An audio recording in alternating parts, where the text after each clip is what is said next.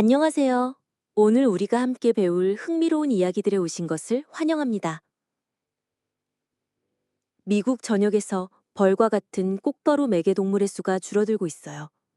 그래서 생태계 건강과 농업 생산에 대한 걱정이 커지고 있습니다.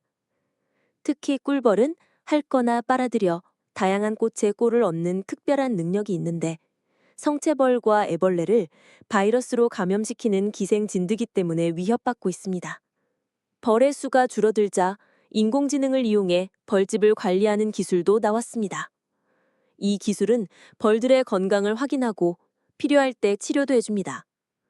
하지만 안타깝게도 미국의 한 중요한 꿀벌 연구소가 문을 닫을 위기에 처해 꿀벌을 보호하고 이해하려는 노력이 어려워질 수 있습니다. 이러한 상황은 생태계의 균형과 식량 안보를 위해 꽃가루 매개동물의 건강 문제를 시급히 해결해야 한다는 것을 보여줍니다. 끊임없이 내리는 장마철 비로 인해 중국 구이저우성에서는 수십 년 만에 가장 심각한 홍수가 발생했습니다. 웅장현의 두류강은 초당 11,400세제곱미터라는 기록적인 양의 물이 흘러넘쳤고 평소보다 수위가 약 11m나 높아졌습니다. 관리들은 6월 18일에 시작된 폭우 이후 이 산악지대의 일부 수위계가 약 30년 만에 최고치를 기록했다고 말했습니다. 이번 주 고고학 학술지에 발표된 한 연구는 하트셉수트 여왕의 부서진 조각상에 대한 오랜 생각을 바꾸고 있습니다. 이전에는 그녀의 후계자이자 의붓아들인 투트모스 3세가 복수심에 불타 조각상을 부쉈다고 여겨졌습니다. 하지만 토론토 대학의 이준원 이집트학 연구원이 1920년대 발굴 기록을 다시 살펴보니 3,500년 된 조각상 다수가 목, 무릎, 발목 같은 관절 부분이 체계적으로 손상된 것을 발견했습니다. 반면에 얼굴 몇몇은 온전하게 남아있었죠. 이는 남성 파라오의 조각상에도 사용되었던 영적인 힘을 없애기 위한 의식적인 파괴 방식과 비슷합니다. 이 발견은 조각상 파괴가 여성 통치자의 기억을 지우려는 노력보다는 왕의 이미지에 깃든 영적인 힘을 중화시키기 위한 관습적인 절차의 일부였다는 것을 시사합니다. 연구원은 투트모스 3세가 기념물에서 하트셉수트의 이름을 지우라고 명령한 것은 사실이지만 그 동기가 단순히 적대감이나 성차별이 아니라 종교적 규범, 자원 재활용, 정치적인 이유 때문일 가능성이 높다고 주장합니다. 이 연구는 이집트 역사상 가장 성공적이고 드문 여성 파라오 중 한 명인 하트셉수트의 유산에 더 깊은 이해를 더해줍니다. 그녀는 15년의 통치 기간 동안 무역로를 확장하고 주요 건축 사업을 추진했습니다.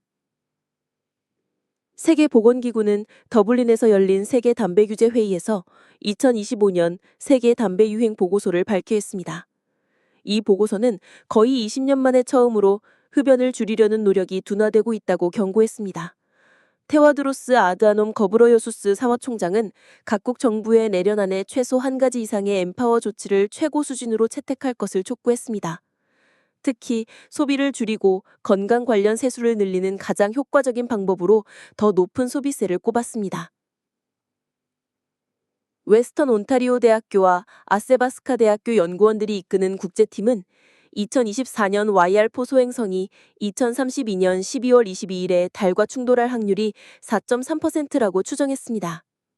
이 새로운 확률은 5월에 제임스 웹 우주 망원경으로 관측한 결과를 바탕으로 계산되었으며 6월 12일에 발표된 예비 연구 결과에 나와 있습니다. 이는 이전에 평가된 3.8%보다 높은 수치입니다. 한편 별도의 책정 결과 이 소행성이 지구에 미칠 위험은 거의 없음을 보여주었으며 그 위험도는 0.0017%로 낮아졌습니다. 미국 항공우주국 나사는 스페이스X와 엑시엄 스페이스가 엑시엄 미션4를 국제우주정거장으로 발사하는 것을 최종 승인했습니다. 발사는 6월 25일 수요일 동부 시간 오전 2시 31분에 케네디 우주센터의 39회 발사대에서 이루어집니다. 팔컨 9 로켓이 이용되며 1단 로켓은 케이프 커네버럴의 착륙지역 1로 돌아와 착륙을 시도합니다. 24시간 뒤에 예비 발사 기회도 있습니다. 14일간의 이 미션에는 새로 제작된 크루 드래곤 C213 우주선이 사용되며 4명의 우주비행사가 탑승합니다. 전 나사 베테랑인 패기 위슨이 비행을 지휘합니다. 그녀는 미국 최장 우주 체류 기록인 675일을 넘어 그 기록을 더욱 연장하게 됩니다. 그녀와 함께 인도 공군 대령 슈방쇼 슈클라가 조종사로 참여하고 폴란드의 스와보시 우즈난스키 비스니프스피와 헝가리의 티보르 카프가 임무 전문가로 참여합니다. 이들은 각각 40년 만에 자국 출신으로 우주 비행을 하는 것입니다. 중국은 스촨성 다오청현에서 최첨단 태양망원경을 건설하면서 과학 기반 시설에서 주목할 만한 발전을 이루고 있습니다. 이 프로젝트는 세계에서 가장 높은 곳에 태양 관측호를 설립하여 고해상도 태양 관측의 새로운 단계를 여는 것을 목표로 합니다. 이와 함께 중국은 최근 2개 첨단 천문학 망원경 프로젝트도 시작했습니다. 천문학의 발전 외에도 중국 회사인 와니사이언스는 핵융합 발전 메터돌로지 실험실을 개발하겠다고 발표한 후 크게 성장했으며, 중국은 액체 산소 메탄 로켓 엔진의 첫 번째 9개 엔전 병렬 클러스터 연소 시험을 완료하는 등 항공 우주 테크놀로지에서도 큰 발전을 이루고 있습니다. 이러한 발전은 태양 관측, 핵융합, 로켓 추진 등 첨단 과학 기술 분야에 대한 중국의 증가하는 투자와 성과를 보여줍니다. 2025년 연구원들은 투탕카멘의 파라오의 저주와 관련된 무덤 발굴 중 사망 사건과 관련이 있는 독성 곰팡이인 아스퍼질러스 플라부스에서 유래한 새로운 종류의 물질을 발견했습니다. 이집트 파라오의 매장지에서 발견된 이 곰팡이는 백혈병 세포에 대해 강력하고 표적화된 효과를 보여 현재 미국 식품의약품에서 승인을 받은 치료법과 견줄 많은 잠재력을 가지고 있습니다. 변형된 물질은 세포 중식을 억제하여 암 치료의 전망을 보여줍니다. 오늘의 이야기는 여기까지입니다.